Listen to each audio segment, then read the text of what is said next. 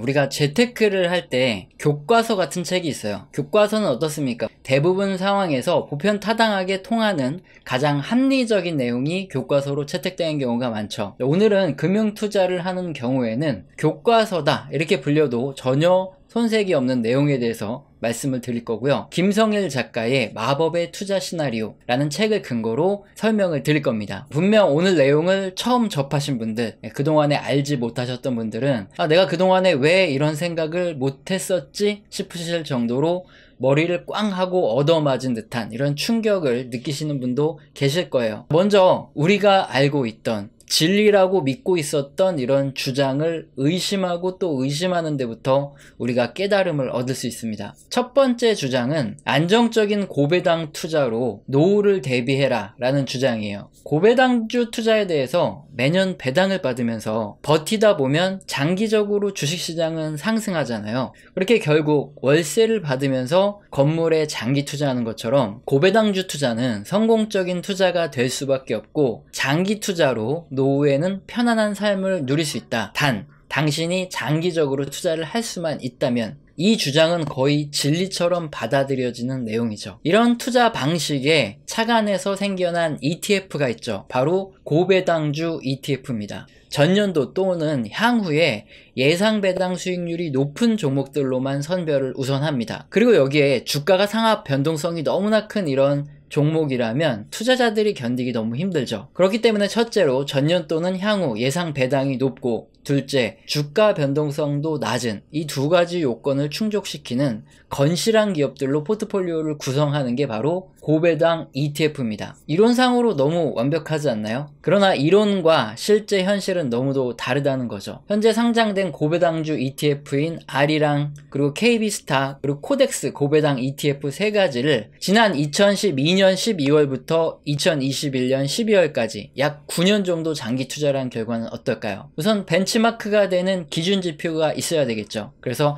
코스피 지수를 추종하는 코덱스 200을 기준으로 놓고 지난 9년간의 투자 수익률을 비교를 해봤더니 어떤 결과가 나왔을까요? 배당금을 전부 포함한 수익률을 기준으로 아리랑 고배당주 ETF는 코덱스 200보다 9년 동안 수익률이 마이너스 35%나 낮았고요. KB스탁 고배당 ETF는 마이너스 30%가 낮습니다. 그리고 코덱스 고배당 ETF도 마찬가지로 지난 9년간 수익률이 마이너스 26%로 즉 코스피 지수보다도 훨씬 낮은 결과가 나왔다는 거죠. 이건 지난 9년간의 배당을 전부 포함한 값이고요. 실제로 배당을 받았다 그러면 배당 소득세를 또 내야 되니까 수익률은 더 낮아졌겠죠. 결과가 굉장히 참담하죠. 고배당주 ETF의 수익률이 낮은 이유는 배당을 많이 주는 만큼 그만큼 배당락이라는 게 있어서 주가가 강제로 떨어지죠. 이런 영향도 있고, 기업들의 입장에서 성장에 쓸 돈을 배당으로 주기 때문에 그만큼 성장률이 낮아져서 주가 상승률이 낮은 그 이유도 한몫을 하겠죠. 이 고배당주에 장기 투자하면 편안한 노후를 보낼 수 있다. 이 논리는 깨져버렸죠. 두 번째 진리라고 생각하는 주장도 한번 깨보겠습니다. 장기 투자는 언제나 승리한다는 것인데 이것도 우리가 의심을 한번 해볼까요? 미국 주식시장을 지금으로부터 한 30년 정도 장기간을 기준으로 삼고 임의 시점을 기준으로 잡고 1년 그리고 5년, 10년 이렇게 투자를 했을 때 연평균 수익률과 손실 확률이 몇 %인지 알아보겠습니다. 먼저 임의 기간을 아무 때나 잡고 딱 1년만 투자를 하고 바로 매도를 했을 경우에 연평균 수익률을 보면 8.9%입니다. 그리고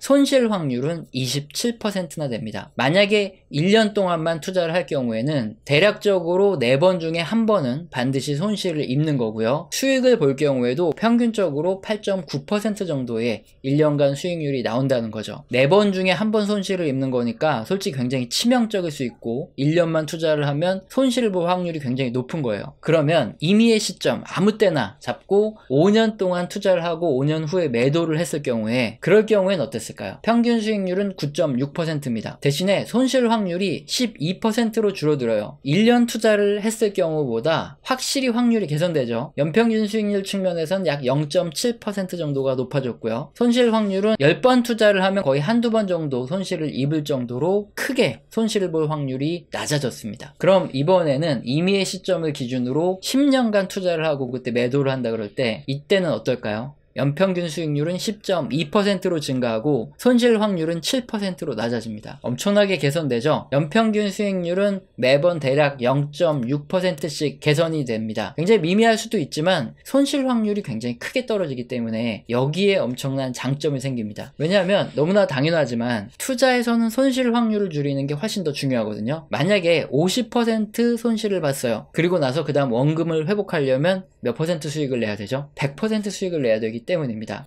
이렇게 보면은 장기 투자는 무조건 승리한다는 게 맞겠죠. 하지만 여기 역시 이론과 실전은 너무나 다릅니다. 10년을 투자한다고 했을 때도 역시나 평균의 함정이 있습니다. 만약에 지난 1920년대 이 후반기에 어느 시점에 투자를 시작한 사람이거나 또는 1998년에 투자를 시작한 사람이라고 예를 들어 볼게요. 10년을 투자해도 원금 손실을 보게 됩니다. 투자 기간 중에 대공황 같은 이렇게 엄청나게 주식시장이 폭락하는 이런 상태가 껴있거나 또는 투자 종료 시점이 2008년 금융위기 같은 이런 위기가 터진 구간에 투자를 종료하는 경우에 그렇습니다. 그런데 문제는 내가 지금 당장 투자를 시작하고 그 중간에 대공황 같은 사건이 안 터진다는 보장이 있나요? 전혀 없죠. 그리고 투자를 끝마치는 시점, 딱 이 10년 후에 경기 침체가 터진다 안 터진다 예측할 수 있나요? 역시 없습니다. 그리고 또 한 가지 문제도 있습니다. 이건 어디까지나 그동안 장기 상승한 미국의 경우에 그런 거고 글로벌 국가로 장기 투자의 범위를 확대시키면 어떨까요? 결론만 말씀드리면 일본의 경우에는 1년, 5년, 10년 이런 식으로 장기 투자할수록 손실 확률은 더 높아집니다. 단기로 투자하는 게 훨씬 더 좋은 성과가 나왔고요. 중국은 특이하게 1년 투자할 때보다 5년 투자할 때 손실 확률이 더 높아집니다. 하지만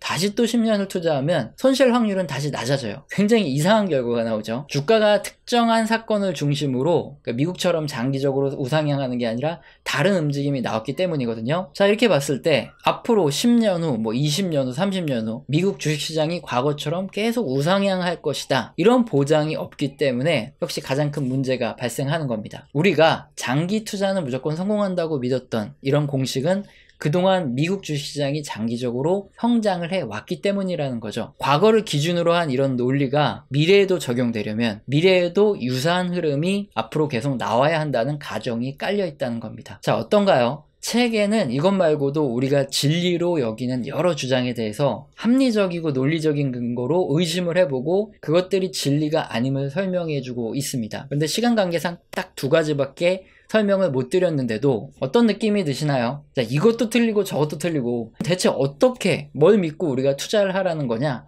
이런 생각 안 드세요? 자, 이제부터 하나하나 답으로 들어가겠습니다. 첫 번째, 유대인들의 속담에 자녀에게 물고기를 잡아주면 하루를 살 수 있지만 물고기 잡는 법을 가르쳐주면 평생을 살게 할 수 있다. 이런 말이 있어요. 이건 재테크를 하는 분들에게도 마찬가지입니다. 당장 수익이 날 투자 종목을 알려주는 게 아니라 투자로 수익 내는 법을 알려주는 게 낫다라는 건데요. 근데 문제가 있죠. 이 본인들마저도 알려주는 사람마저도 투자로 수익 내는 법에 대한 확신이 없어요. 자, 그래서 오늘은 이 알려줄 수 있는 확실한 방법 설명해 드리도록 하겠습니다. 어느 마을에 집신장수와 우산장수를 이 두 아들을 둔 할머니가 있었어요. 날씨가 맑으면 집신장수 아들이 돈을 벌어옵니다. 그래서 이제 끼니를 때우고 비가 오면 우산장수 아들이 돈을 벌어와요. 그렇게 끼니를 연명합니다. 어느 날 이렇게 살아선 안 되겠다 싶은 이 가정에서는 두 아들이 전부 집신을 팔기로 합니다. 그래서 비가 오지 않는 날에 2배 수익이 날 테니까 조금 더 나아지지 않겠냐 생각했거든요. 그런데 곧 장마철이 시작이 되었고요. 한 달 내내 비가 내리기 시작했습니다. 이 둘째 아들이 우산 가게를 처분하는 바람에 뒤늦게 우산을 만들어 팔 수도 없고 그렇게 가족들은 한 달 내내 힘들게 연명을 해야 했어요. 이건 아니다 싶은 걸 깨달은 이 가족은 다시 첫째 아들은 집신, 둘째 아들은 우산을 팔기로 마음을 먹습니다. 그리고 방법을 바꾸죠. 자, 비가 오지 않는 날에 봤더니 우산이 아주 저렴하게 팔려요. 그래서 집신을 판 이익금 중에 일부를 떼서 우산을 싼 값에 조금씩 구매해 두기 시작합니다. 그리고 비가 오면 싼 값에 산 우산을 비싸게 팔았어요. 반대로 비가 오는 날에는 집신이 생각보다 싸게 떨이로 팔려나가는 거예요. 그래서 우산을 팔아 모아둔 돈 일부를 집신을 좀 대량으로 싸게 구입을 합니다. 자, 이제 가족들은 점점 수익이 늘어났어요.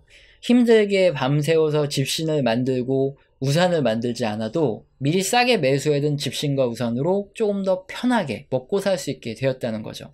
이 이야기가 문제의 해답을 제시해 줍니다. 답은 상관관계라는 건데, 부채도 그렇고 집신도 그렇고 날이 맑아야지, 뜨뜻해야 잘 팔리죠. 그렇기 때문에 양의 상관관계를 가집니다. 하지만 반대로 집신과 우산은 비가 오는 날, 맑은 날 서로 다르게 팔리기 때문에 음의 상관관계를 가지고 있죠. 자, 이렇게 장기적으로 우상향하지만 음의 상관관계를 가진 두 자산을 동시에 투자를 하면 날이 맑건 비가 오건 상관없이 일정한 수익률이 계속 유지가 됩니다. 물론 맑은 날 아들 둘 다 집신을 팔 때보다 수익금이 낮은 시기도 있어요. 하지만 장마가 시작되었을 때 수익금은 계속해서 발생하는 원리가 있고요. 여기다가 추가로 우산이 쌀 때, 집신이 쌀 때 이렇게 조금씩 매수를 해두는 전략을 취하면 수익률은 더욱 극대화 되겠죠. 이런 음의 상관관계를 실전에 적용을 시켜보겠습니다. 첫 번째 사례는 그 유명한 6대4 포트폴리오라는 거예요. 장기적으로 볼 때 미국의 주식과 미국의 10년물 국채, 이건 반대로 움직이는 음의 상관관계가 있습니다. 이때 미국 주식의 비중을 60%로 맞추고요. 나머지는 국채의 비중을 40%로 맞춥니다. 그리고 매달 리밸런싱이라는 걸 합니다. 그게 뭐냐?